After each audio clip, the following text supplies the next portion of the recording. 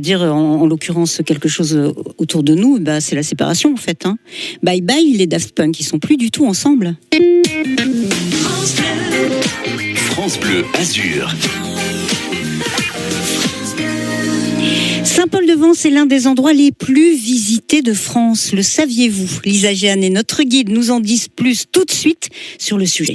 Tous les jours sur France Bleu Azur, nous vous proposons de découvrir notre département. Et cette semaine, notre guide conférencier, c'est Franck Balby. Bonjour Franck. Oui, bonjour à tout le monde. Alors vous faites partie des guides de Provence et aujourd'hui, vous nous emmenez à Saint-Paul-de-Vence. Saint-Paul-de-Vence, qui est quand même un des endroits les plus visités de France, après le Mont-Saint-Michel. Ah oui. On en prend plein les yeux, que ce soit au sol avec les calades, ou que ce soit l'architecture de la Renaissance, et je dirais les Baux, juste derrière, les Baux de Saint-Janet, de Vence et de la Gaude, et au sud, le Cap d'Antibes avec la Méditerranée. Un village merveilleux qu'il faut découvrir. Merveilleux, vraiment, Absolument. Qui mérite d'être redécouvert par les locaux. Il y a plein d'histoires en plus à Saint-Paul-de-Vence. Il y a plein d'histoires. D'ailleurs, il y a l'histoire, il y a ce fameux les remparts de Saint-Paul-de-Vence, construits sous François Ier, voilà, qui nous rappelle donc une tranche de l'histoire de France, Ouais. très importante. Puis ensuite, tous les artistes qui sont venus à Saint-Paul.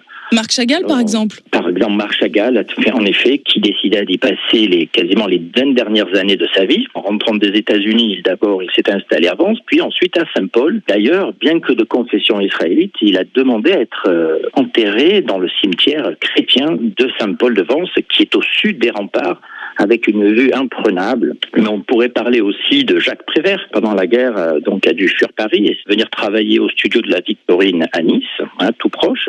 Et donc, il a habité à partir de 1941 jusqu'aux années 50. Il a vécu avec son épouse donc à Saint-Paul. Il y a fait venir évidemment ses amis. Joseph Cosma, le compositeur de la musique qui accompagne les vers de Prévert, Les Feuilles Mortes, immortalisées par Yves Montand. Ouais. D'ailleurs, Yves Montand, il a rencontré Simone Signoret à la Colombe d'Or en août 49.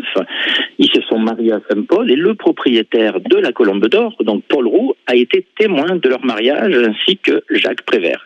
En fait, voilà, tous ces grands noms qui ont bercé notre enfance et qui font partie du patrimoine français ont tous laissé une empreinte à Saint-Paul. Vraiment, j'encourage les gens à y aller, à boire un café à la place du Général de Gaulle, où à l'époque, je me souviens, enfant, je voyais Yves Montand jouer des parties de pétanque, habillé tout en blanc à la Provençale, quand même marseillais, l'oublions pas.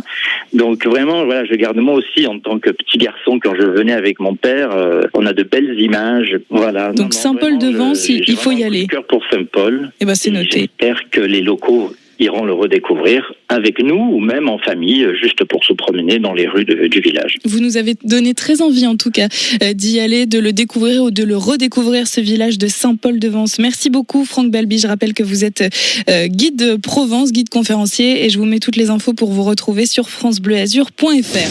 16h-19h, c'est l'Happy Hour sur France Bleu Azur. We don't need your money.